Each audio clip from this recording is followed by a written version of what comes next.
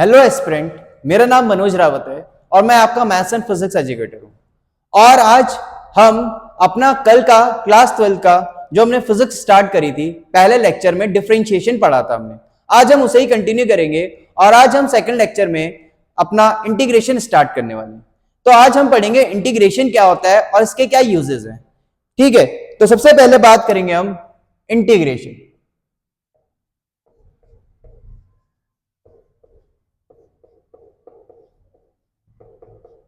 Integration, अब integration को समझने के लिए पहले तो हमें पता है कि भाई इसका हमारे पास इंटरप्रिटेशन क्या है, ये क्या बताता है हमारे को। सिंपल सी बात है, इंटीग्रेशन क्या बताता है? Area under a curve. किसी कर्व के अंडर के एरिया को कौन बताता है हमारे को? इंटीग्रेशन बताता है। अब कैसे ये चीज आई, कैसे हम समझते हैं कि क्या हुआ होगा एरिया अंडर अ कर्व। तो हमने यहां पे एक कर्व ले लिया, हमने क्या ले लिया? एक कर्व लिया। ठीक है, अब हमने एक कर्व लिया, मान लो सपोज करो मैंने कर्व ऐसे ले लिया और मेरे को इसके अंडर का एरिया फाइंड आउट करना है। मेरे को क्या करना है? इसके अंडर का एरिया फाइंड आउट करना है। अब देखो, अगर मान लो मेरे पास कोई नॉर्मल जिसमें हमारे पास कर्व ना होके लाइन होती, तो मेरे पास एरिया निकालने के बहुत फॉर्मूले हैं। या तो रेक्टेंगल बन जाता, या ट्राइंगल बन जाता, या हमारे पास स्क्वायर बन जाता। तो हमारे पास उसके फॉर्मूले हैं, बट कर्व के लिए तो हमारे पास कोई फॉर्मूला ही नहीं है एरिया निकालने का। तो यहां पे हमारा इंटीग्रेशन का यूज हुआ। अब देखो कैसे हमने इसको इंटीग्रेशन के थ्रू इस एरिया को निकाला, वो देखते हैं हम। तो हमने क्या करा, यहां पे y है हमारा, हम fx भी बोल सकते हैं, और इस तरफ हमारा सबको पता है x एक्सिस पे हमारा क्या होता है? इंडिपेंडेंट वेरिएबल, जो हमने x ले लिया। अब मैंने क्या करा, इसका एरिया फाइंड आउट करने के लिए इस पूरे कर्व को मैंने इक्वल रेक्टेंगुलर शीट, हमने क्या ले ली? रेक्टेंगुलर स्ट्रिप बना ली कुछ ऐसे करके। क्या बना ली मैंने? Rectangular strip. लेकिन इसकी खासियत है रेक्टेंगुलर स्ट्रिप की कि इसकी जो विड्थ है सबकी वो सेम ली है मैंने। क्या लिए? सबकी जो विड्थ है वो क्या है? डेल्टा एक्स है। क्या है सबकी विड्थ? डेल्टा एक्स है। अब अगर मैं इसे ज्वाइन करूं तो यहां पे ये मेरे को दिख रहा है रेक्टेंगल्स बनते हुए, दिख रहे होंगे सबको बोर्ड पे, दिख रहे हैं ये रेक्टेंगल्स बनते हुए। तो अगर मैं इन रेक्टेंगल का एरिया ऐड करूं तो एरिया अंडर अ कर्व, अगर मैं इसकी बात करूं तो क्या आएगा? मैंने मान लिया, ऑफ कोर्स ये तो जो इसकी विड्थ है सबके लिए सेम है, लेकिन लेंथ देखो सबके लिए अलग अलग है। मैंने मान लिया इसके लिए fx1 है वैल्यू, इसके लिए fx2 है, इसके लिए fx3 है। तुम y1 y2 भी ले सकते हो। ऐसे ही करके मैंने मान लिया n में मैंने इसे क्या करा? ब्रेक करा। तो लास्ट वाले की क्या होगी? fxn। तो एरिया की बात करूं तो ये एरिया प्लस ये एरिया प्लस ये एरिया प्लस ये एरिया ऐसे चलेगा। एरिया रेक्टेंगल का क्या होता है फॉर्मूला? Length into breadth. तो लेंथ हमारे पास fx1 है, ब्रेथ हमारे पास डेल्टा एक्स है, प्लस दूसरे वाले के लिए क्या होगा? fx2 delta x, dot dot dot nth वाले के लिए क्या ले लिया मैंने? fxn into delta x. कोई डाउट किसी को? अब लेकिन इसके साथ अगर मैं बोलूं, यहां से मैंने अगर डेल्टा एक्स कॉमन ले लिया तो अंदर क्या बचेगा मेरे पास? fx1 plus fx2 plus dot dot dot fxn बचेगा। कोई डाउट किसी को? अब मेरे को पता है, हमने क्लास 10th में स्टैटिस्टिक पढ़ी थी, तो स्टैटिस्टिक में हमें पता है कि इस चीज को हम ऐसे समीशन के फॉर्म में क्या लिख सकते हैं?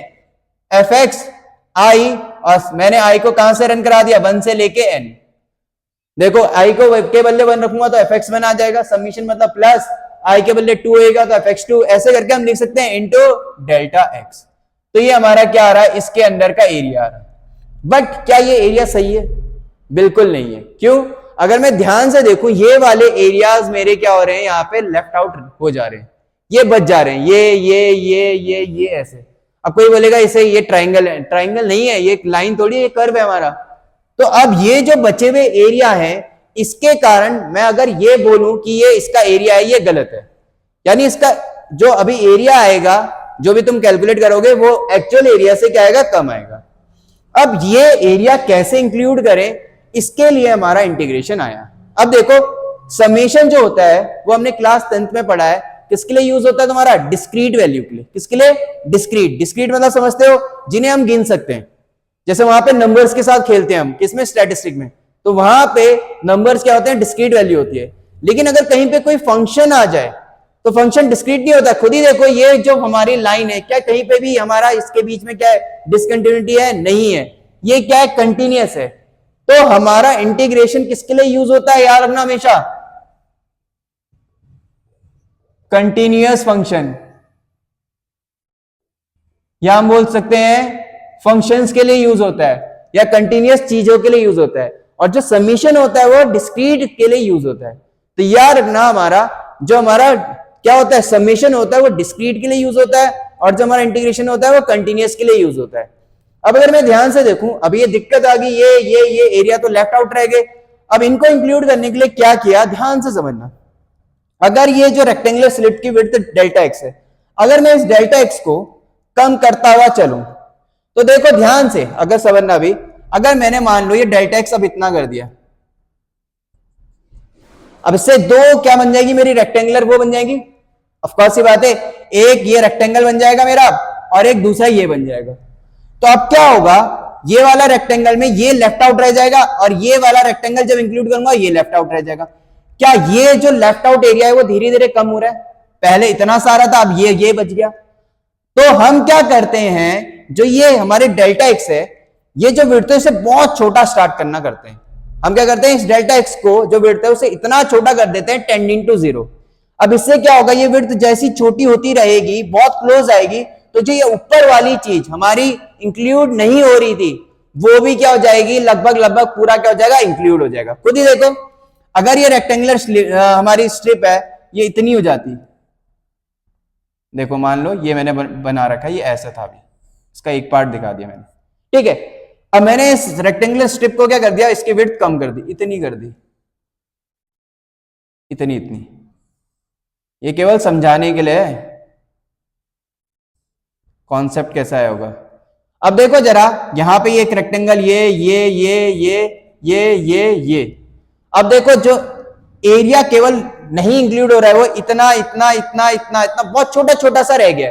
यानी मैं बोल सकता हूं, अगर मैंने ये डेल्टा एक्स को टेंडिंग टू 0 कर दिया, तो ये पहली बात जो स्ट्रिप है हमारी रेक्टेंगुलर स्ट्रिप, जैसे ये मैं गिन पा रहा हूं, पहली बात वो गिन ही नहीं पाऊंगा, क्योंकि जब वो इतने क्लोज आ जाएंगे तो ये सारा का सारा मेरे को रेक्टेंगुलर स्ट्रिप जो है वो एक ऐसा लगेगा कि ये क्या है, हमारा कंटिन्यूअस कर्व है। कैसा है, कॉन्टिन्यूअस है। और हमें ये ऐसा ट्रीट होएगा कि इनके बीच में कोई भी गैप नहीं है। तो उस टाइम पे जब मैं डेल्टा एक्स को इतना छोटा कर दूं, स्ट्रिप की विड्थ को, कि वो इतने क्लोज आ जाए हैं, तो उस टाइम पे डेल्टा एक्स टेंडिंग टू 0 होगा, तो डेल्टा एक्स इसमें चेंज हो जाएगा, हमने कल ही पढ़ा था डीएक्स में, स्मॉल चेंज को क्या बोलते हैं, डीएक्स। और उस टाइम पे ये समेशन साइन किसमें चेंज हो जाता है, हमारे पास इंटीग्रेशन के साइन में यूज हो जाता है, चेंज हो जाता है। और अब मेरा जो एरिया है वो कुछ ऐसा आ जाएगा, एफ एक्स डी एक्स। और यही हमें क्या बताता है, इंटीग्रेशन बताता है। यानी इंटीग्रेशन क्या देता है, एरिया अंडर अ कर्व देता है, एरिया अंडर अ कर्व। और यहां पे मेरे को यह भी बताना पड़ेगा, यहां पे होती है लोअर लिमिट और यहां पे होती है अपर लिमिट।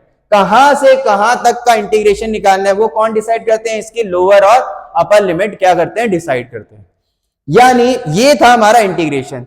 तो इंटीग्रेशन क्या बताता है, एरिया अंडर अ कर्व। अब इंटीग्रेशन हमें 11th 12th में कैसे यूज कर रहे होंगे, तुमने देखा होगा डेरिवेशन में। अगर कोई चीज, जैसे मान लो, इसका मैं एप्लीकेशन बताता हूं, जैसे तुम्हें वर्क डन निकालना होता है, वर्क डन, क्लास 11th की बात कर रहे हैं अभी, तो हमें पता है वर्क डन का बेसिक फॉर्मूला क्या होता है, फोर्स इनटू डिस्प्लेसमेंट। प्रॉपर बोलूं तो मैं, मेरे पास होता है फोर्स डॉट डिस्प्लेसमेंट। ये तब होता है जब हमारे पास फोर्स क्या होती है, पूरे डिस्प्लेसमेंट के लिए कांस्टेंट है। क्या है, पूरे डिस्प्लेसमेंट के लिए कांस्टेंट है।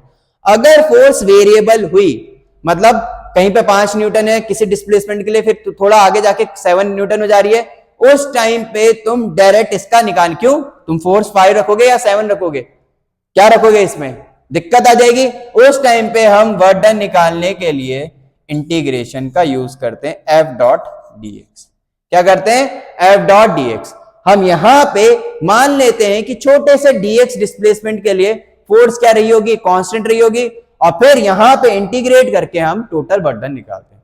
तो फिजिक्स में क्या कॉन्सेप्ट है इंटीग्रेशन का, मेरे को अगर किसी चीज का बिहेवियर निकालना है, टोटल बिहेवियर निकालना है, तो हम क्या करेंगे, और वहां पे कोई भी टर्म हमारा वेरिएबल है तो हम क्या करेंगे, छोटे से पार्ट के लिए क्या करेंगे, पहला उसका बिहेवियर फाइंड आउट करेंगे और फिर इंटीग्रेट करके टोटल बिहेवियर निकालेंगे। क्लियर है? तो ये कॉन्सेप्ट है किसका, इंटीग्रेशन का।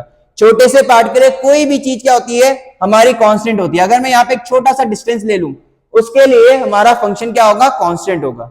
फिर मैं क्या करूंगा, इंटीग्रेशन की हेल्प से क्या करूंगा, लिमिट लगा के उसे इंटीग्रेट करके टोटल बिहेवियर क्या कर सकता हूं, फाइंड आउट कर सकता हूं। ये हमारा क्या कहलाता है, इंटीग्रेशन कहलाता है। तो इंटीग्रेशन और समेशन में अगर कोई तुमसे डिफरेंस पूछे तो क्या डिफरेंस है, integration is used for continuous function, summation is used for discrete variable. किसके लिए यूज होता है, हमारा डिस्क्रीट वेरिएबल के लिए यूज होता है। तो अगर तुम उसमें जाओगे हायर एजुकेशन में जब करोगे कुछ, तो वहां पे तुम्हें प्रोबेबिलिटी में भी दिखेगा, प्रोबेबिलिटी में तुम डिस्क्रीट वेरिएबल भी पढ़ते हो और फिर आगे जाके कंटीन्यूअस वेरिएबल भी पढ़ते हो। क्लियर है? तो वहां पे इंटीग्रेशन भी यूज होता है। और अभी क्लास 12th में, वैसे तो सिलेबस से कट गया, वहां पे डिस्क्रीट तो अभी भी यूज होता था। क्लियर है? कोई डाउट, फटाफट नोट करो। तो ये फटाफट नोट करो। इसके बाद हम पढ़ने वाले हैं हमारा जो बाइनोमियल थ्योरम, जितनी तुम्हारी फिजिक्स में यूज हो रही है। फिजिक्स में क्या यूज हो रही है मैं थोड़ा सा और डीप में बता दूंगा, बट हम ये भी बता दूंगा तुम्हारे फिजिक्स में कितना इसका पार्ट यूज होने वाला है। क्लियर है?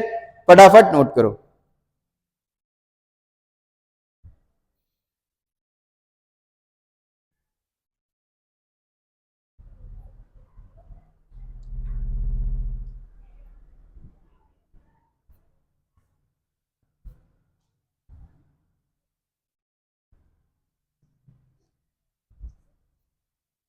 फटाफट नोट करो फॉर्मूले और कुछ क्वेश्चंस करा देता हूं। ठीक है? नोट हो गया? बाद में कर लेना या तो फटाफट चल।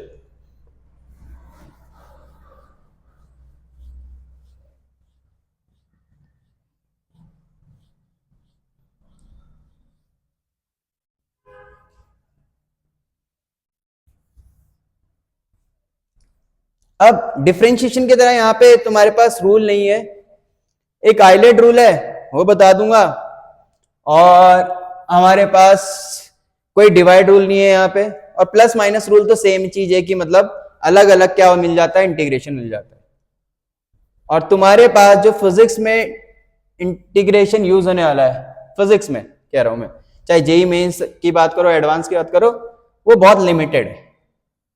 मतलब कुछ फॉर्मूले पे ही बेस्ड है, फिर भी मैं कुछ एक्स्ट्रा फॉर्मूले लिखा दूंगा। ठीक है? तो फॉर्मूले डाल दो।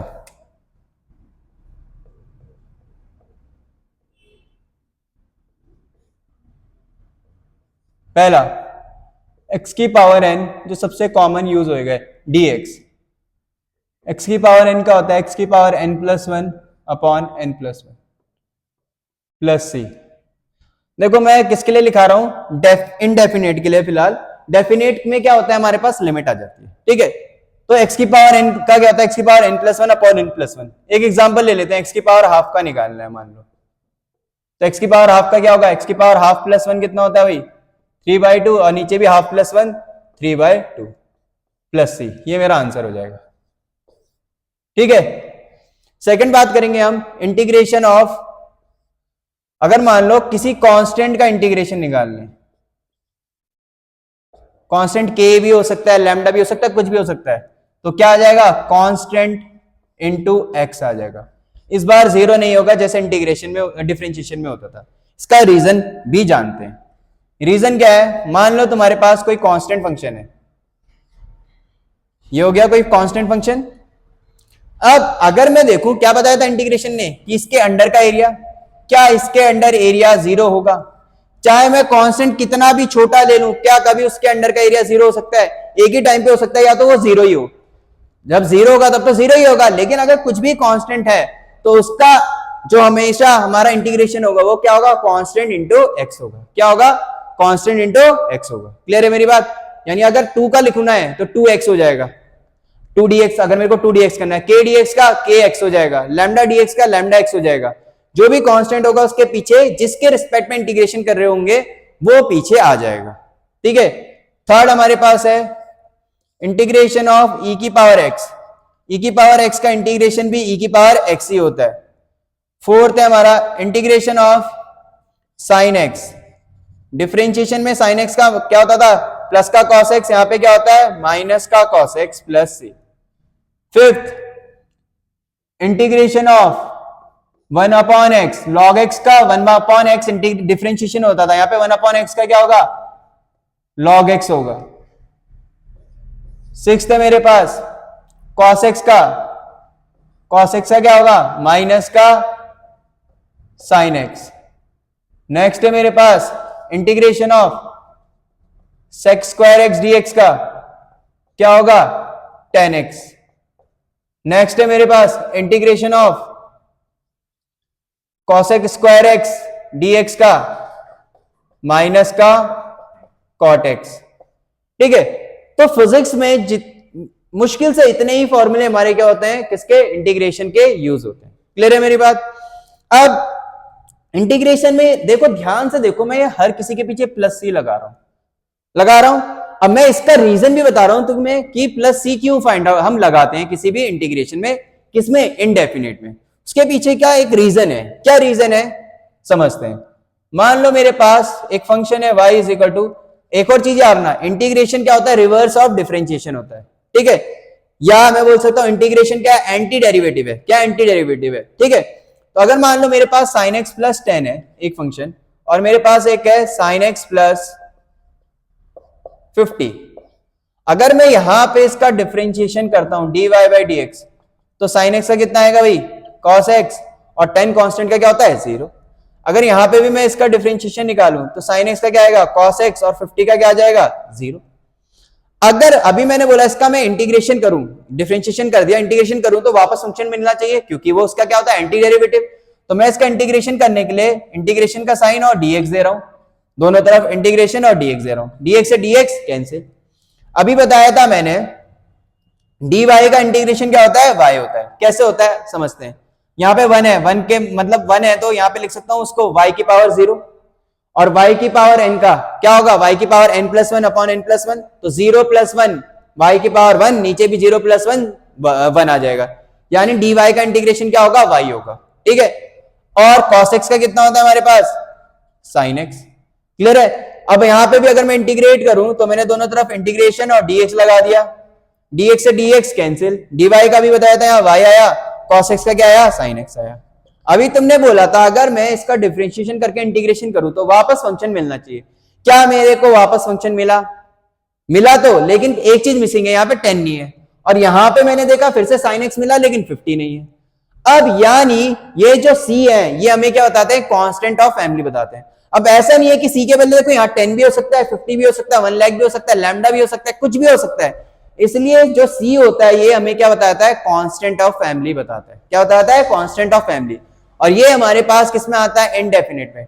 डेफिनेट में इसलिए नहीं आता, इनडेफिनेट में मेरे को नहीं पता इंटीग्रेशन हमारा लिमिट कहां से कहां तक हम इंटीग्रेट कर रहे हैं, और डेफिनेट में हमारे पास लिमिट होती है कि यानी मेरे को इसके और इसके अंडर का एरिया ही क्या करना है फाइंड आउट करना है।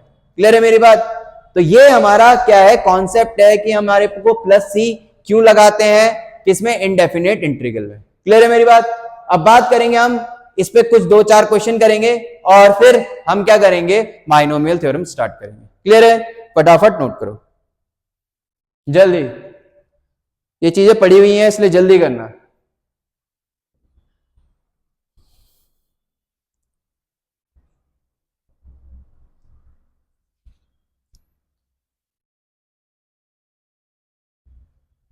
राइटिंग थोड़ा बेकार है, चलो।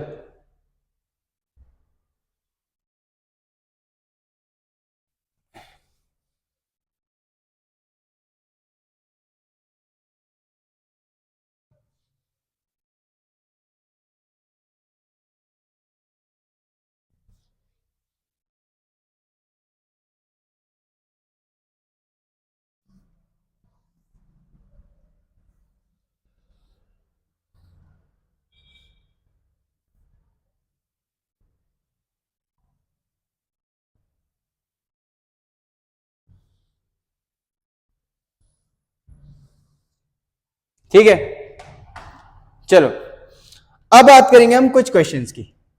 जैसे पहला मैंने ले लिया integration of x cube dx और लिमिट लगा दी 2 से लेके 3। फिजिक्स में तो तुम्हारे पास वैसे भी डेफिनेट इंटीग्रल ही होता है, इनडेफिनेट एक आध केस में है। तो एक्स क्यूब का मेरे को क्या करना है, इंटीग्रेशन करना है। तो अभी बताया था एक्स की पावर एन का क्या होता है भाई, एक्स की power n plus one upon n plus one. तो एक्स की पावर 3 का क्या होगा, 3 प्लस वन 4 और नीचे भी 3 प्लस वन 4। और लिमिट कैसे लगानी है वो मैं सिखाने जा रहा हूं। लिमिट कैसे लगाते हैं, देखो एक्स पे रखना है तो 1/4 को तो बाहर ही ले लो।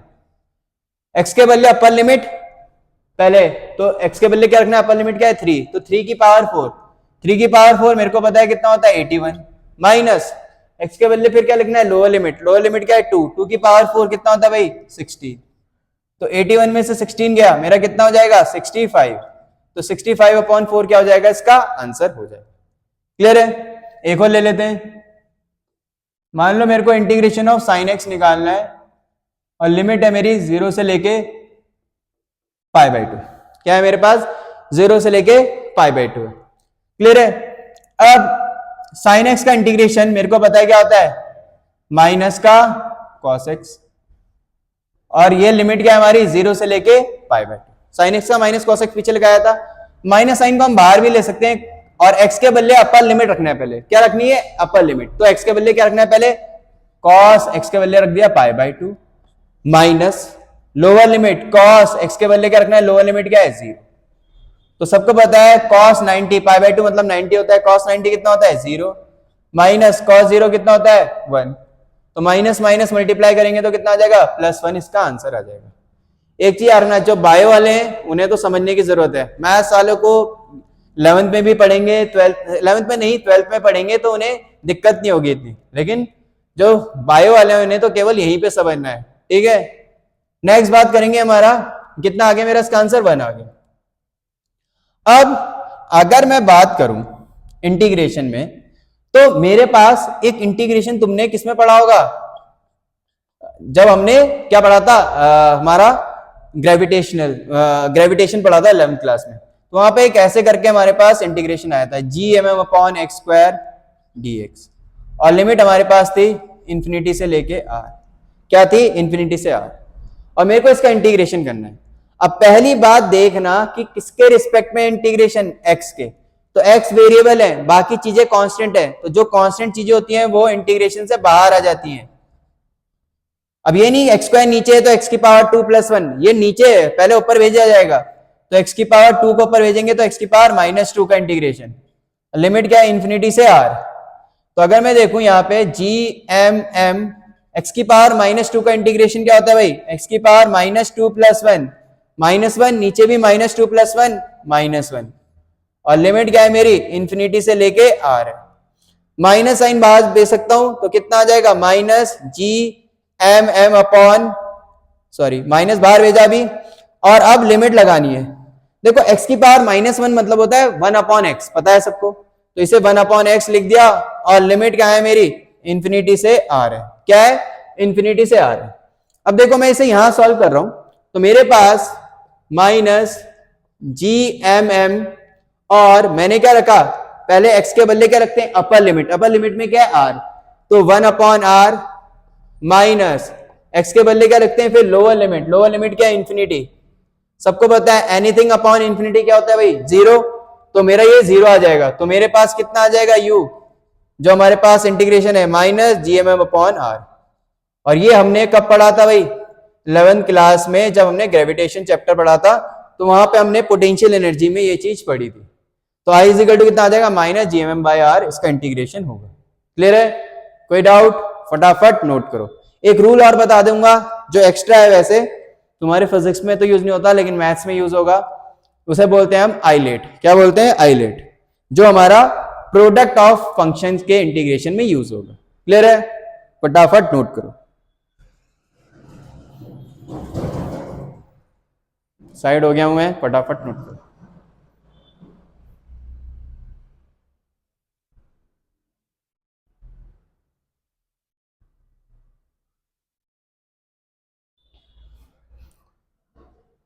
कल या परसों से हम क्लास 12th स्टार्ट कर देंगे। पहला लेक्चर बहुत इंपॉर्टेंट होएगा क्लास 12th का।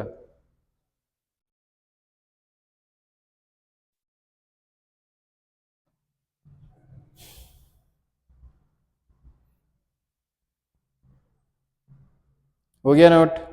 कुछ क्वेश्चन दे दूंगा मैं डिफरेंशिएशन के भी, इंटीग्रेशन की, कल भूल गया था मैं, ट्राई कर लेना।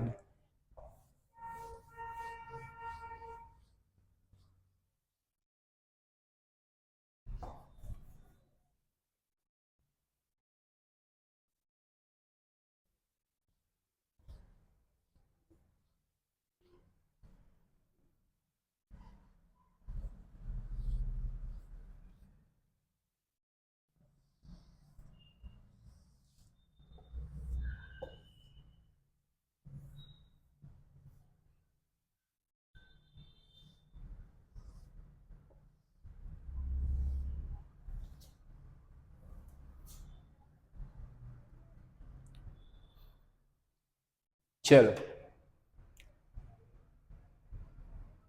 तो बात करेंगे हम अपना नेक्स्ट, मैंने बोला जिसे बोलते हैं हम आइलेट। अब आइलेट किसके लिए यूज होता है? इंटीग्रेशन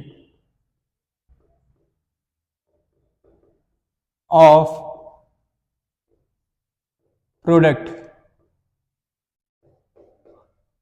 ऑफ टू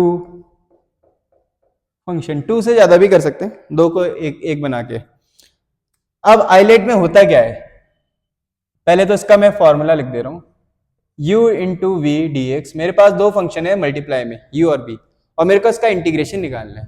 तो इसका ये फॉर्मूला होता है, u को एज इट इज रखा, v का डिफरेंशिएशन किया, माइनस डिफरेंशिएशन ऑफ u किया, इंटीग्रेशन ऑफ v किया, और इसका होल इंटीग्रेशन प्लस, ये हमारे पास आइलेट होता है।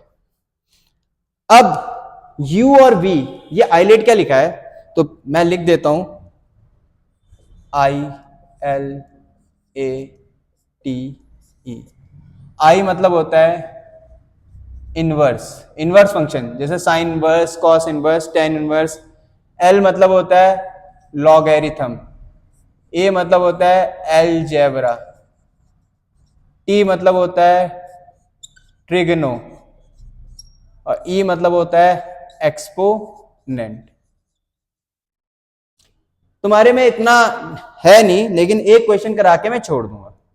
तो ये हमारे पास आइलेट है। मान लो तुम्हारे पास इसका इंटीग्रेशन निकालना है, ex x square D x. अब दो फंक्शन आ गए, मल्टीप्लाई में प्रोडक्ट रूल लगने वाला है, तो प्रोडक्ट रूल लगा रहे हैं। तो प्रोडक्ट रूल में क्या लगाना है, मैं आइलेट।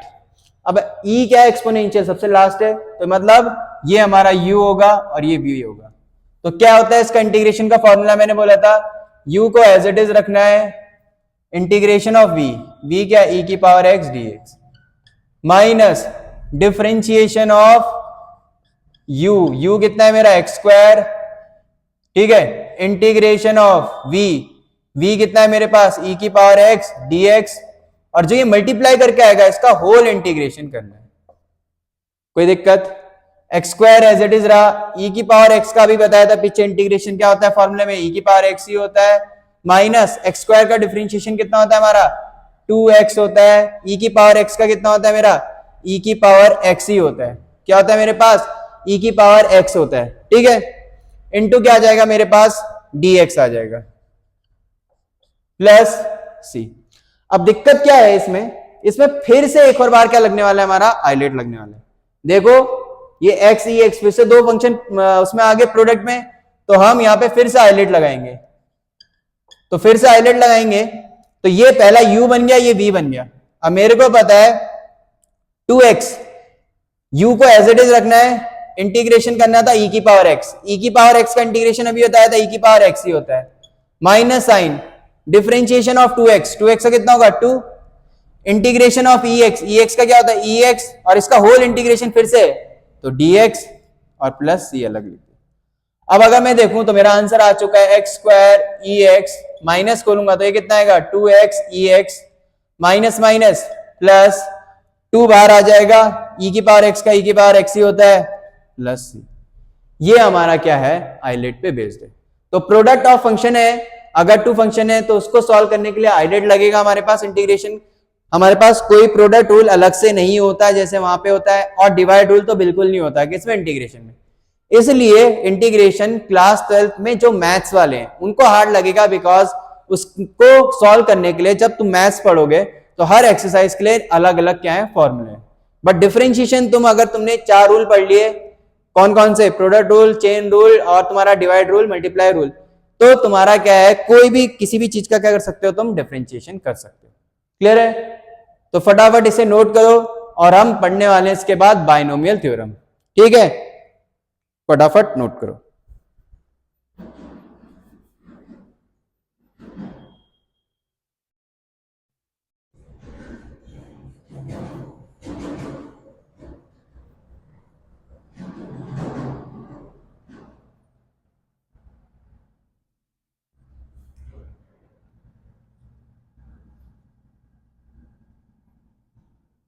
चलो,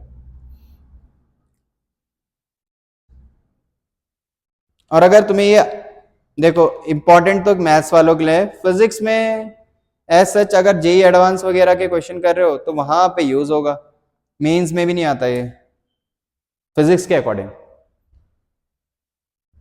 कर दो रब, चलो रब कर दे, हो गया नोट।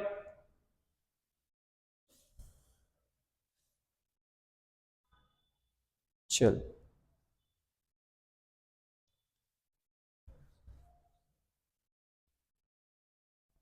अब बात करेंगे हम तुम्हारा, क्या है हमारा अगला,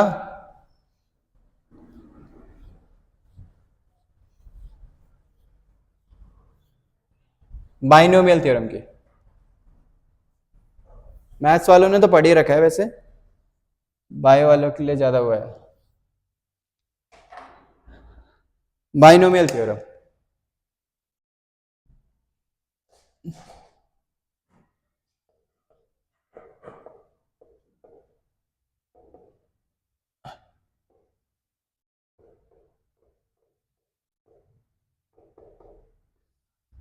ठीक है।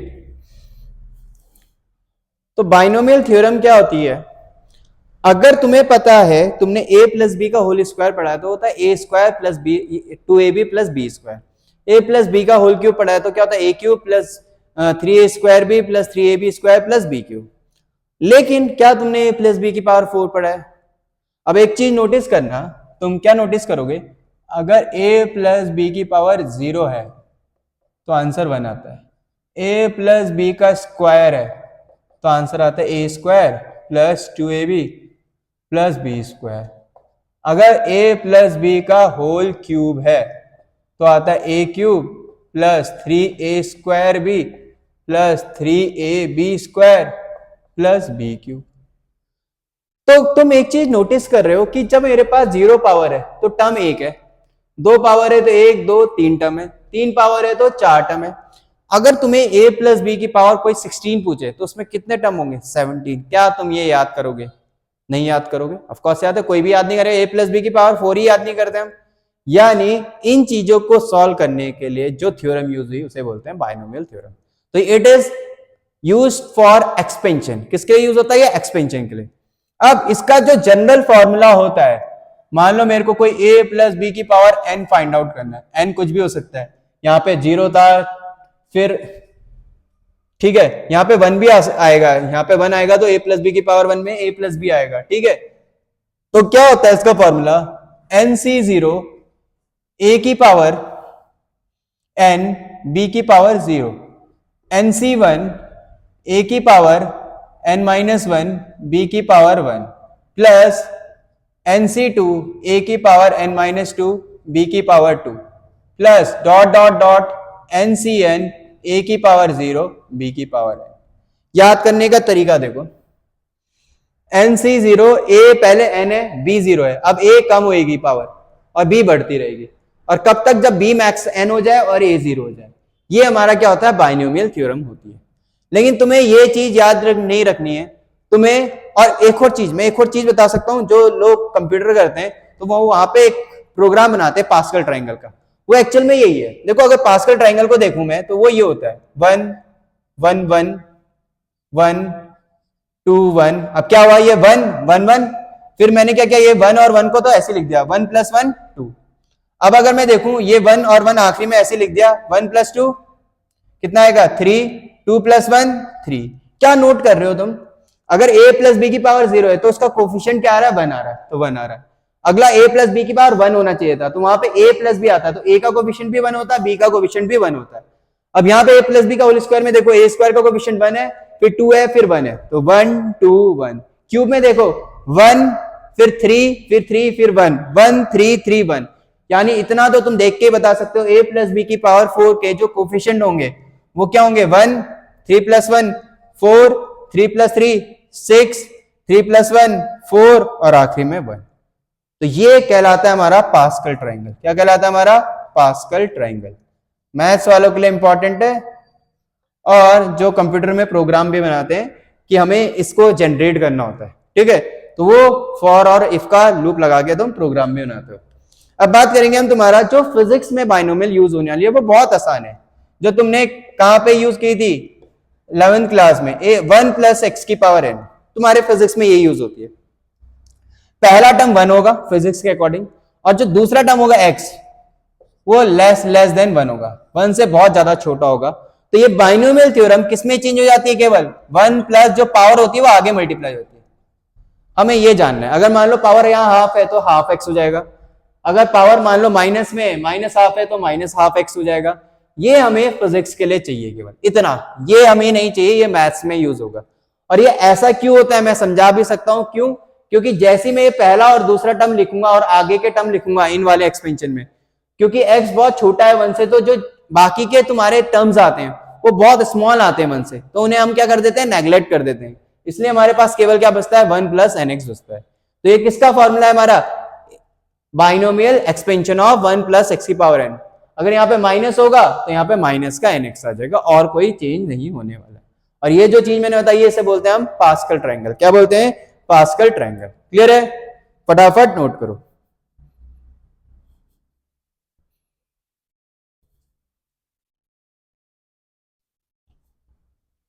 एक और चीज बता देते हैं, लास्ट चीज जो हमारी क्लास 12th में यूज होगी, जिसे बोलते हैं हम वेक्टर प्रोडक्ट या वेक्टर। क्या होते हैं वेक्टर्स,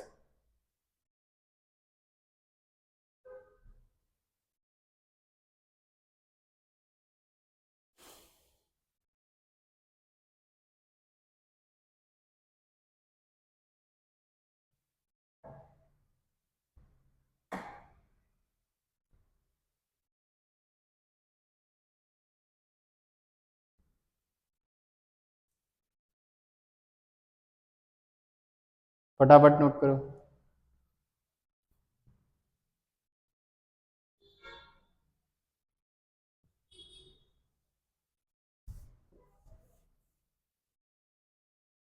चलो, तो अब बात करेंगे हम तुम्हारा वेक्टर्स की। वेक्टर्स तो बहुत ज्यादा इंपॉर्टेंट है, वेक्टर एडिशन तुम्हें आना चाहिए, ठीक है। वैसे बस तुमने क्लास 11th में पढ़ा हुआ है, बट बहुतों को जो अभी क्लास 12 के थे उन्हें नहीं आता था, इसलिए मैं बता रहा हूं। पहले से पता है तो बहुत बढ़िया है। तो बात करेंगे हम तुम्हारे वेक्टर्स की।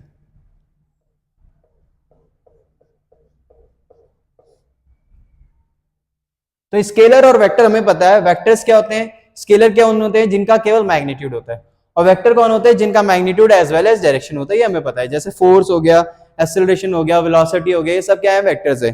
फिजिक्स में ज्यादातर क्वांटिटीज क्या होती है, हमारी वेक्टर ही होती है। क्लियर है मेरी बात। और हमारे पास क्या है, वेक्टर है। अब वेक्टर्स में हमें जो समझना है, एक तो रिजोल्यूशन ऑफ वेक्टर आना चाहिए पहले में। क्या आना चाहिए, रिजोल्यूशन बाद में पढ़ेंगे, पहले हम वेक्टर्स प्रोडक्ट पढ़ते हैं। और उससे पहले एक इंपॉर्टेंट चीज है जिसे बोलते हैं हम, क्या पता होना चाहिए तुम्हें, यूनिट वेक्टर क्या होता है। यूनिट वेक्टर क्या होता है, ऐसा वेक्टर जिसका मैग्नीट्यूड 1 होता है और जो केवल डायरेक्शन दिखाने के काम आता है, उसे क्या बोलते हैं, यूनिट वेक्टर बोलते हैं। तो यूनिट वेक्टर मान लो कोई मेरे पास ए वेक्टर है, ठीक है, 2i plus 3j plus 5k। तो अगर मेरे को इसका यूनिट वेक्टर निकालना है, ए कैप, किससे डिनोट करते हैं यूनिट वेक्टर को, कैप से, तो वो उसका फॉर्मूला होता है vector upon magnitude of that vector. अब आई जे के क्या होते हैं, मेरे ख्याल से 11 सब पढ़ते हुए आ रहे हैं, सबसे बेसिक चीज यही है। एक्स डायरेक्शन में को डिनोट करने के लिए जो हमारा यूनिट वेक्टर यूज होता है उसे बोलते हैं हम आई कैप, जो हमारा वाई एक्सिस के लिए यूज होता है जे कैप, और जो जेड एक्सिस के लिए होता है उसे बोलते हैं के कैप। तो अगर ऐसा लिखा है 2i plus 3j plus 5k, इसका मतलब होता है ये जो ए वेक्टर है वो एक्स डायरेक्शन में 2 यूनिट है उसका मैग्नीट्यूड, वाई डायरेक्शन में उसका 3 यूनिट है, और जेड डायरेक्शन में उसका जो मैग्नीट्यूड है वो 5 यूनिट है। यानी अगर मैं इसे कार्टेशियन फॉर्म में लिखता तो क्या लिखता, 2, 3, 5, और वेक्टर के फॉर्म में 2i plus 3j plus 5k। Clear है मेरी बात? तो अगर मेरे को इसका यूनिट वेक्टर निकालना है तो मेरे पास फॉर्मूला है वेक्टर अपॉन उसका मैग्नीट्यूड। मैग्नीट्यूड निकालना भी मेरे को आता है, जो हमारे पास आई जे के कोफिशिएंट होते हैं उनके स्क्वायर्स को ऐड करके हमें करना है, अंडर रूट करना है। तो 2 का स्क्वायर 4, 3 का स्क्वायर 9, 5 का स्क्वायर 25। तो कितना आ जाएगा मेरे पास, 2i plus 3j plus 5k upon root का 38। मेरे पास ए कैप आ जाएगा। कोई दिक्कत? ये हमारा क्या आ गया, इसका यूनिट वेक्टर आ गया। तो यूनिट वेक्टर का फॉर्मूला ये होता है। मैग्नीट्यूड कैसे निकालते हैं, किसी भी वेक्टर में जो आई जे के कोफिशिएंट होते हैं उनके स्क्वायर्स, उनको स्क्वायर करना है और फिर उनको ऐड करके क्या ले लेना है, उनका अंडर रूट ले लेना है। क्लियर है मेरी बात? तो ये हमारा यूनिट वेक्टर है। अब ये यूनिट वेक्टर क्यों है, अगर तुम इसका भी मैग्नीट्यूड निकालो तो वो 1 आएगा। क्या आएगा, 1 आएगा। जो भी यूनिट वेक्टर होते हैं उनका मैग्नीट्यूड क्या होता है, हमारा 1 होता है, केवल वो डायरेक्शन दिखाने के काम आते हैं। क्लियर है मेरी बात? तो ये था हमारा यूनिट वेक्टर। अब आई जे के भी यूनिट वेक्टर है। आई हमारा एक्स एक्सिस का यूनिट वेक्टर है, जे हमारा वाई एक्सिस का है, और के हमारा किसका है, जेड एक्सिस का यूनिट वेक्टर है। क्लियर है? अब हमें ये जानना है यूनिट वेक्टर में, सॉरी वेक्टर्स में, कि वेक्टर को मल्टीप्लाई करने के 2 तरीके होते हैं। एक होता है हमारा डॉट प्रोडक्ट, जिसका एक और नाम होता है स्केलर प्रोडक्ट। क्यों? क्योंकि इसका जो आंसर आता है वो स्केलर क्वांटिटी आता है। और दूसरा जो हमारा होता है उसे बोलते हैं हम तुम्हारा वेक्टर प्रोडक्ट, जो हमारा क्या कहलाता है, क्रॉस प्रोडक्ट। इसको वेक्टर प्रोडक्ट इसलिए बोलते हैं क्योंकि इसका जो आंसर आएगा वो हमारा क्या आएगा, एक वेक्टर क्वांटिटी आएगा। अब वेक्टर आएगा तो उसके साथ क्या आएगी, डायरेक्शन भी पक्का आएगी। क्लियर है मेरी बात?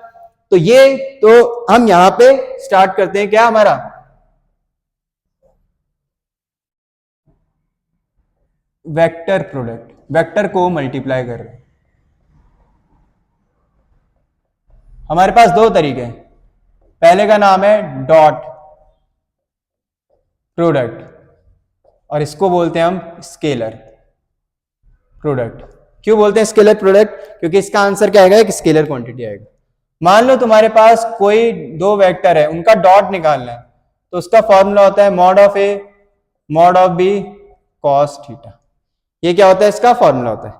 अब अगर ध्यान से देखो, इसका मैं डॉट प्रोडक्ट निकाल रहा हूं, आंसर में ये मैग्नीट्यूड है, ये मैग्नीट्यूड है, कॉस थीटा क्या देता है भाई, डायरेक्शन थोड़ी देता है, ये तो कोई मैग्नीट्यूड देगा, वैल्यू देगा। तो आंसर क्या आ रहा है, एक तरह का क्या आ रहा है, हमारा स्केलर आ रहा है, इसलिए हम इसे क्या बोलते हैं, स्केलर प्रोडक्ट भी बोलते हैं। ये तो तब लगाते हैं जब हमें उनके मैग्नीट्यूड और एंगल दिए। लेकिन फिजिक्स में ज्यादातर हम डॉट प्रोडक्ट कैसे यूज करते हैं, देखो मान लो मेरे पास कोई एक वेक्टर है 2i minus 3j plus 5k। हमारे पास तो फिजिक्स में ऐसा होता है ना, वर्डन के फॉर्म में, वर्डन निकालना है, फोर्स वेक्टर के फॉर्म में दे दिया, डिस्प्लेसमेंट वेक्टर के फॉर्म में दे दिया, और उसका हमने क्या निकाल दिया, डॉट प्रोडक्ट। वो भी निकाल के दिखाऊंगा। मान लो मेरे पास बी वेक्टर है i cap plus j cap minus 5k cap, और मेरे को इनका क्या निकालना है, डॉट प्रोडक्ट निकालना है, a डॉट b। अब ध्यान से समझना, पहले कुछ और चीजें भी बता देता हूं मैं। हमारे पास ये सॉल्व करने से पहले i dot i, j dot j, k dot k, ये तुमने 11th क्लास में पढ़ा होगा, ये 1 होते हैं। क्या होते हैं, 1 होते हैं। इसके पीछे का रीजन अगर नहीं पता है तो वो भी मैं बता रहा हूं। बहुत से केवल 11th क्लास में बता देते हैं 1 होता है, क्यों होता है वो समझो। अब i डॉट i 1 क्यों होता है, क्योंकि अगर दो वेक्टर है उनका डॉट प्रोडक्ट ले रहे हैं तो फॉर्मूला क्या होगा, मॉड ऑफ आई और उनके बीच का एंगल। क्या अगर कोई दो सेम वेक्टर है तो उनके बीच का एंगल क्या होगा, जीरो होगा। तो कॉस थीटा के बदले कितना आ जाएगा, जीरो आ जाएगा। कॉस जीरो कितना होता है मेरा, 1 होता है। मॉड ऑफ आई पहले बता रखा है मैंने, आई जे के क्या होते हैं, यूनिट वेक्टर होते हैं, तो इसका मैग्नीट्यूड भी 1 1 इंटू 1, आंसर क्या आएगा 1। ऐसे जे डॉट जे करोगे तो वही हमारा कॉन्सेप्ट लगेगा 1 आएगा, के डॉट के भी क्या आएगा 1 आएगा। वही अगर मैं बोलूं आई डॉट जे डॉट के और के डॉट आई की बात करूं तो ये आंसर पता है क्या आता है, 0 आता है। अब इसका क्या रीजन है, देखो आई डॉट जे निकालूंगा मैं तो क्या आएगा formula, mod of I mod of J और इनके बीच का एंगल। अब मेरे को पता है आई है एक्स एक्सिस के लिए, जे है वाई एक्सिस के लिए। जे एक्स एक्सिस और वाई एक्सिस के बीच में कितना एंगल होता है, 90, तो cos 90 कितना होता है, 0, इसलिए ये मेरा 0 आता है। क्लियर है। अच्छा अब मेरे को उसका डॉट प्रोडक्ट निकालना था तो मैं यहां निकाल के दिखा रहा हूं, ए डॉट बी। अब जो मैंने कॉन्सेप्ट बता दिया उसी का यूज करना है। यानी इतना तो फिक्स है, जब भी तुम डॉट प्रोडक्ट निकालोगे तुम्हें आई का आई के साथ कराना है, जे और के साथ कराने की जरूरत ही नहीं है, क्योंकि आई डॉट जे और आई डॉट के दोनों ही क्या होते हैं, 0 होते हैं। और एक और चीज, जो हमारा डॉट प्रोडक्ट होता है वो कॉम्पिटिटिव होता है, मतलब I dot J dot I same होगा, आई डॉट के डॉट आई सेम होगा, लेकिन क्रॉस प्रोडक्ट नहीं होता है। क्लियर है। तो अगर मैं देखूं आई का आई के साथ करूंगा, क्योंकि आई का जे के साथ भी 0 होगा, आई का के साथ भी 0 होगा, तो आई डॉट आई 1 होएगा, इसके आगे 2 है, इसके आगे 1 है, तो 2 इंटू 1 कितना हो जाएगा भाई, 2 आ जाएगा। जे का जे के साथ करेंगे क्योंकि इसके साथ भी 0, इसके साथ भी 0, तो -3, इसके आगे 1 है, तो -3 इंटू 1 -3, जे डॉट जे 1 हो जाएगा। फिर के डॉट के 1 है, 5 इंटू -5 कितना होगा, 0 मत कर देना, -25 मल्टीप्लाई कर रहे हैं तो कितना आ जाएगा, ए डॉट बी -28 और 2 माइनस का 26 मेरा आ जाएगा। अब क्या जो मेरा आंसर आया इसके पीछे आई जे के आया, नहीं आया, इसका मतलब क्या है, ये कैसा वेक्टर वो है हमारी क्वांटिटी, ये स्केलर क्वांटिटी है। तभी हमने बोला था किसी भी दो वेक्टर्स का डॉट निकालोगे तो आंसर क्या आएगा, स्केलर आएगा, कोई वेक्टर नहीं आएगा। क्लियर है मेरी बात, फटाफट नोट करो जल्दी।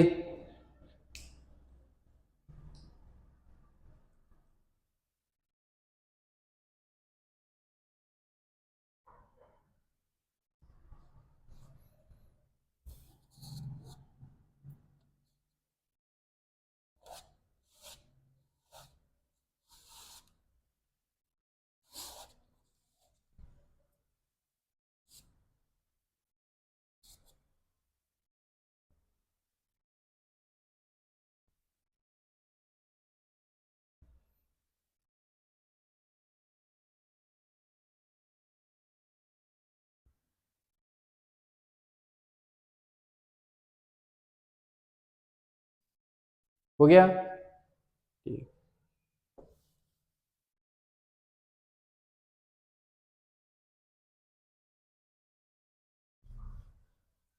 एक मैं इसका एप्लीकेशन के फॉर्म में क्वेश्चन करा देता हूं, जैसे तुम्हारी बुकों में 11th क्लास में था, बट अपनी तरफ से कुछ भी बना के।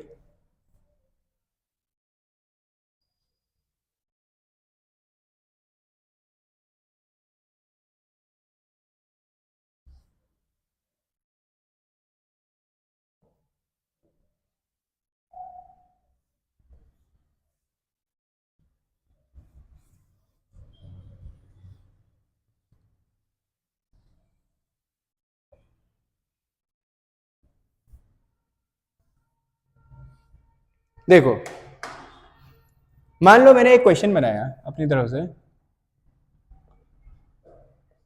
कि मेरे पास कोई फोर्स है और फोर्स मैं किसी बॉडी में लगा रहा हूं, ठीक है, एफ में एक फोर्स लगा रहा हूं, जो फोर्स है 2i + 5j + k, और ये मैंने किसी बॉडी पे लगाया, ठीक है। उस बॉडी, इसके कारण वो जो बॉडी है वो A पॉइंट 2,3,5 से B पॉइंट 6,3,1 पे क्या हो गया, डिस्प्लेस हो गया, ठीक है। तो अब मेरे को बताना है A से B मैंने मूव कराया किसी बॉडी को जिसपे इतनी फोर्स लगाई, तो उस जो बॉडी है उस पर टोटल वर्डन कितना हुआ, हमें ये निकालना है। तो देखो कैसे निकालेंगे हम, तो मेरे को पता है वर्डन का फॉर्मूला क्या होता है, F डॉट dx या डी आर जो बोलना है। अब डी एक्स क्या होगा, जो डिस्प्लेसमेंट होगा, तो ए और बी के बीच का डिस्प्लेसमेंट, डी एक्स के बदले हाँ डी एक्स मान लेते हैं उसे, और हम मान लेंगे ए बी वेक्टर हमारा क्या है, डिस्प्लेसमेंट है।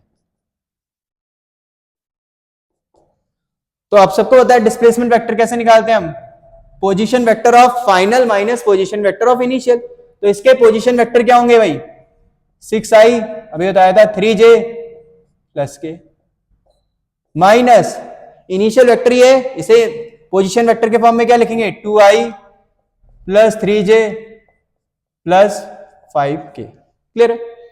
अब देखो 6i में से 2i गया, कितना बचेगा, 4i, 3j में से 3j चले गया, ये तो 0 हो गया हमारा, और k में से 5k गया, माइनस का 4k। तो डिस्प्लेसमेंट वेक्टर ये आ गया मेरे पास। अब यहां रख देते हैं, फोर्स के बदले कितना है, 2i प्लस 5j प्लस के, डॉट डिस्प्लेसमेंट कितना आया, 4i माइनस 4k। अब मेरे को पता है i का i के साथ, j का j के साथ, k का k के साथ, तो i का i के साथ i डॉट i 1 होता है, 4 2 जा 8 हो जाएगा, j का j के साथ होना चाहिए, लेकिन j यहाँ है ही नहीं तो 0 हो जाएगा, k का k के साथ k डॉट k 1 होता है, 1 माइनस 4 माइनस 4 होता है, तो कितना आ गया, 8 माइनस 4 कितना होता है, 4। वर्डन की यूनिट क्या होती है, जूल, यानी हमारा आंसर कितना आ गया, 4 जूल आ गया। क्लियर है मेरी बात। तो ये हमारा क्या आ गया, 4 जूल आ गया। कोई डाउट, फटाफट नोट करो। एक और चीज, ये हो गया हमारा।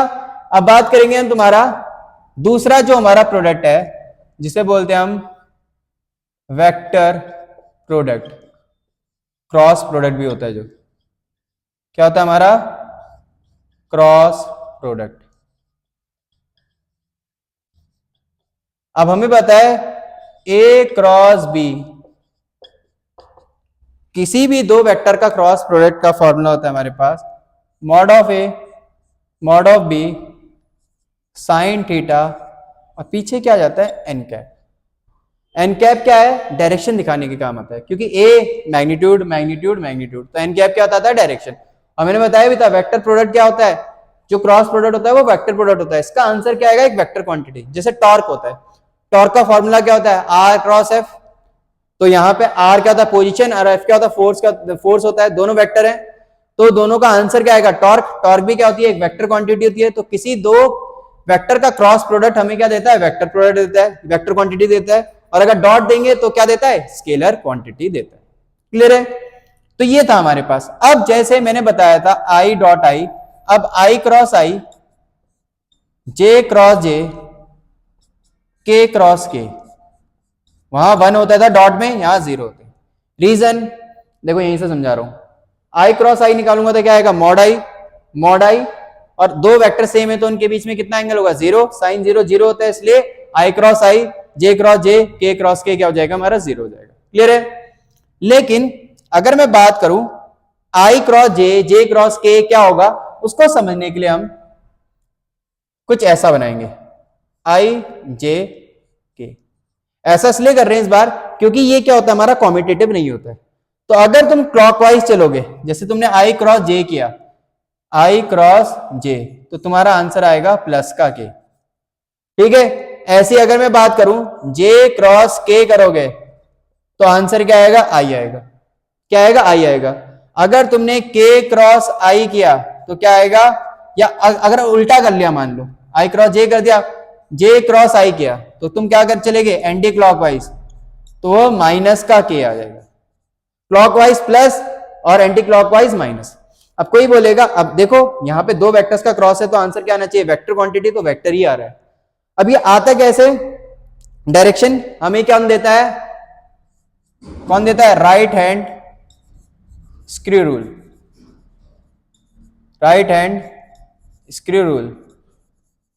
खुद ही देखो, अगर कोई चीज मान लो ये आई है, ये जे है, आई क्रॉस जे कर रहे हो तो आई से जे की तरफ उंगलियां कर्ल करनी है।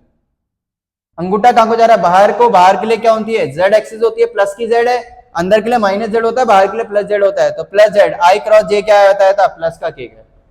अगर जे क्रॉस आई करोगे, जे से आई की तरफ उंगलियां कर्ल करो, तो कहां को जा रहा है, अंदर को। अंदर के लिए क्या यूज करते हैं हम, माइनस का के कैप, तो माइनस के कैप। तो हमारी जो डायरेक्शन है वो कौन बताता है, राइट हैंड स्क्रू रूल बताता है। क्लियर है। कोई डाउट किसी को? फटाफट नोट करो जल्दी। आज खत्म करके कल से क्लास 12 स्टार्ट करेंगे।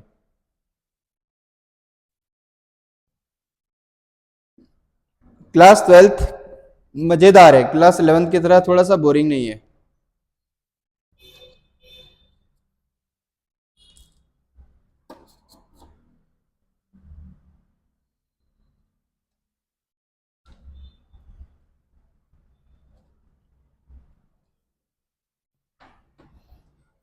जल्दी।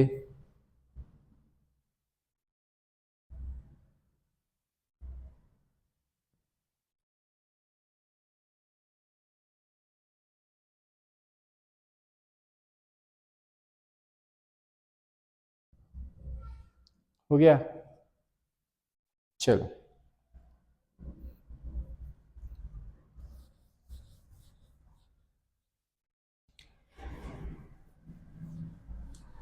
जब मैं समझा रहा हूं समझो, जब मैं टाइम दे रहा हूं नोट करो, नहीं तो बाद में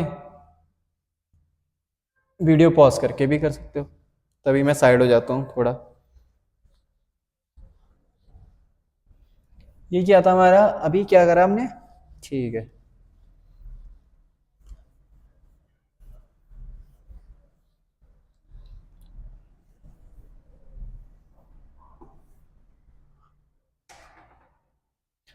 अब मान लो मेरे को कोई दो वेक्टर दिए और मेरे को उनका क्रॉस प्रोडक्ट निकालना है। अपनी तरफ से कुछ भी ले लिया मैंने, तुम भी कुछ भी ले सकते हो।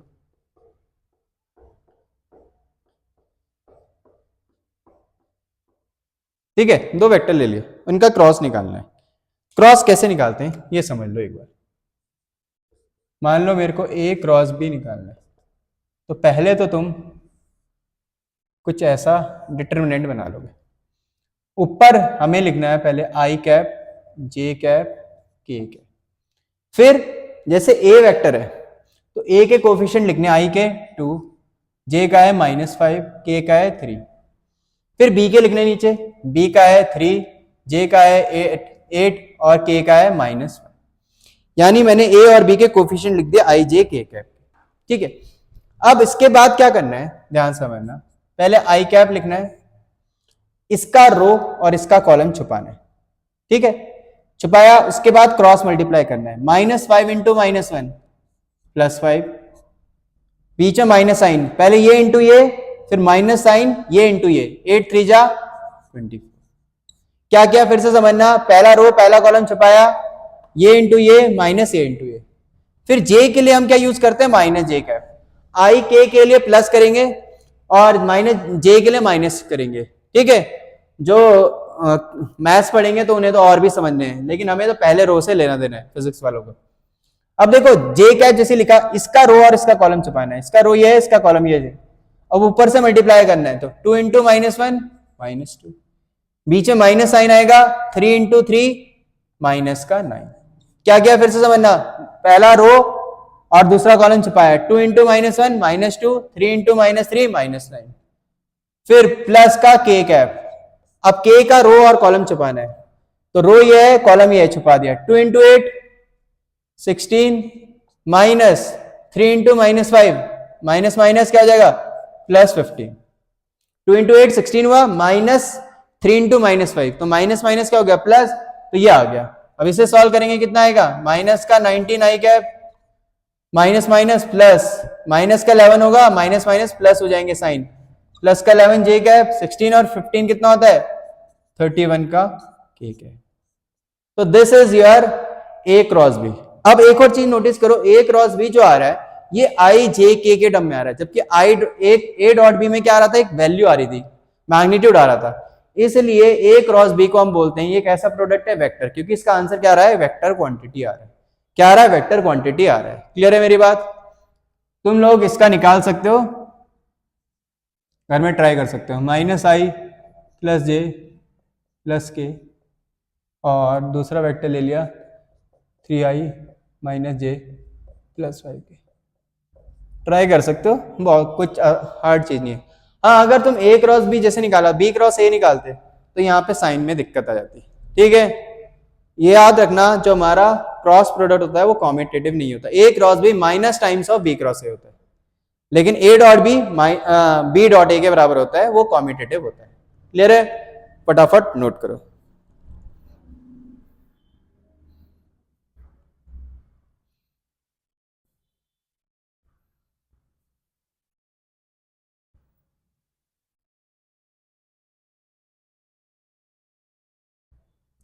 एक लास्ट चीज बतानी है मेरे को अब, जो हमारी क्लास 12th में यूज होगी, resultant of two vectors. Sorry, resolution भी है फिर रिजल्टेंट है।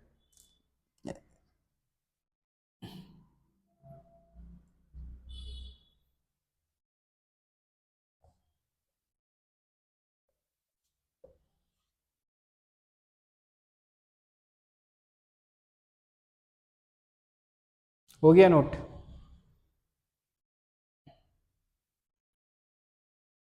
स्क्रीन पॉज, वीडियो पॉज करके तब नोट करना। दो चीजें बतानी है, रिजोल्यूशन और रिजल्टेंट ऑफ टू वेक्टर। ऐसे तो पढ़ा हुआ है। अब बात करेंगे हम किसकी? पहले रिजोल्यूशन ऑफ वेक्टर।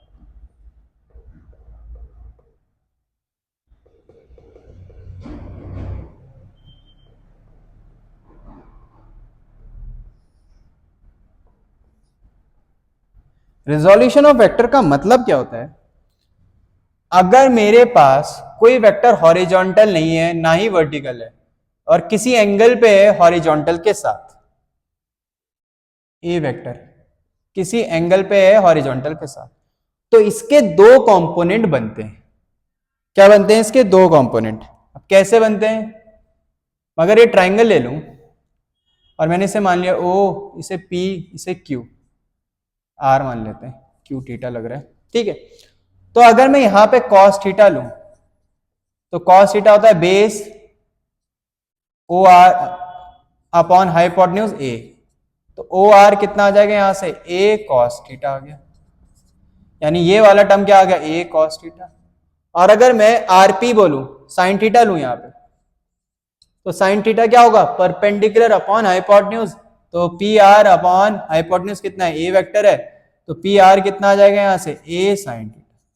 यही हमारा रेजोल्यूशन कहलाता है। यानी एक वेक्टर को दो कंपोनेंट में तोड़ सकते हो। हॉरिजॉन्टल कंपोनेंट ए कॉस थीटा होता है, वर्टिकल कंपोनेंट ए साइन थीटा। भाई अगर ये ए साइन थीटा है तो ये भी तो ए साइन थीटा होगा। अब इसका एग्जांपल देखो कितना कॉमन है।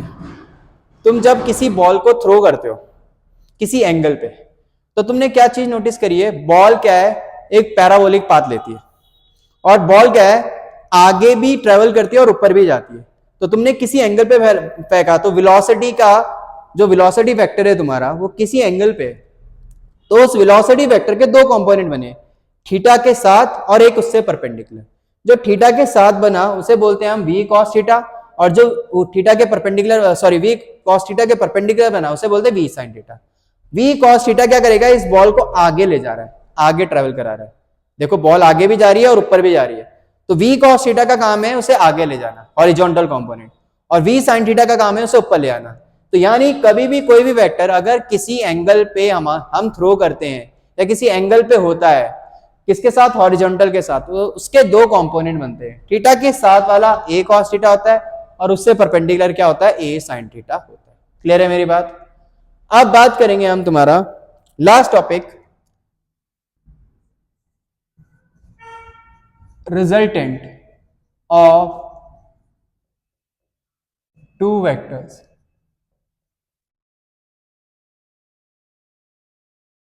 हमें इसका फॉर्मूला पता होना चाहिए। अगर मेरे पास दो वेक्टर हैं ए और बी, तो उनका मैग्नीट्यूड, रिजल्टेंट ऑफ मैग्नीट्यूड का फॉर्मूला हमने पढ़ा हुआ है, A square plus B square plus 2ab cos theta होता है। क्या होता है? A square plus B square plus 2ab cos theta होता है। क्लियर है मेरी बात? कोई डाउट? यानी मैंने मान लिया अपनी तरफ से ये ए वेक्टर है और ये मान लो बी वेक्टर है, तो इनका जो रिजल्टेंट है आर, उसका जो मैग्नीट्यूड होगा वो क्या होगा, under root of a square plus B square plus 2ab cos theta होगा। और ये मैंने ए और बी के बीच में एंगल मान रखा है थीटा है। क्या है? थीटा है। और अगर ठीक है, तो ये हमारे पास क्या आ गया, इसका फॉर्मूला आ गया। क्या आ गया हमारे पास, ये इसका क्या आ गया, फॉर्मूला आ गया। कोई दिक्कत किसी को? तो ये हमारा क्या है, रिजल्टेंट ऑफ टू वेक्टर्स। ये फॉर्मूला बहुत इंपॉर्टेंट है, तुम्हारा पहले चैप्टर से ही इस पे क्वेश्चंस न्यूमेरिकल है, तो ये तुम्हें आना ही आना चाहिए क्लास 12 के लिए, चाहे रिजोल्यूशन हो, चाहे ये हो, चाहे वेक्टर हो। ये सारी चीजें जो मैंने पढ़ाई है कल से लेके और आज, ये सारी तुम्हें जब हम कल क्लास 12 स्टार्ट करेंगे वहां पे यूज होंगी। क्लियर है? तो आज के लिए इतना ही, और कल से हम क्लास 12 स्टार्ट करेंगे अपनी, जहां पे हम पहला यूनिट स्टार्ट करेंगे जिसका नाम है इलेक्ट्रोस्टैटिक। Thank you.